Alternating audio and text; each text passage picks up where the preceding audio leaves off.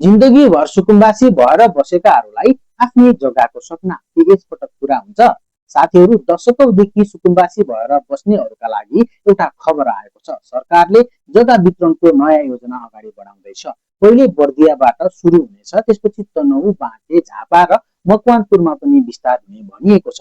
योजना के हो त? वास्तविक सुकुम्बासी प्रमाणित भएका परिवारलाई आफ्नै जिल्लाभित्र 4 आना सरकारी जग्गा दिइनेछ, तर त्यो त्यति सजिलो भने छैन। प्रत्येक जिल्लामा प्रमुख जिल्ला अधिकारीको नेतृत्वमा उपसमिति बनेको छ। 3 पुस्ते विवरण जाँचिनेछ। देशभर कतै जग्गा छ कि छैन त्यो पनि कडाइका साथ हेरिनेछ। अहिलेसम्म लाखौं भन्दा बढी विवरण डिजिटल प्रणालीमा दर्ता भइसकेको बताइन्छ। सरकारले यो समस्या दीर्घकालीन रूपमा टुङ्ग्याउन विशेष समिति बनाएर काम अगाडि बढाइरहेको छ। अब एउटै प्रश्न बाँकी छ, यो योजना कति पारदर्शी हुन्छ र साँच्चै जरुरतमन्दसम्म पुग्छ कि पुग्दैन? लालपूजा सपना बन्छ कि वास्तविकता? त्यो कार्यान्वयनले मात्र देखाउनेछ। तपाईहरूलाई के लाग्छ साथीहरू, यो योजना सफल होला त? कमेन्टमा आफ्नो राय दिनुस् र यो भिडियो शेयर गर्नुस्, किनभने यो कुरा धेरैले जान्न जरुरी छ।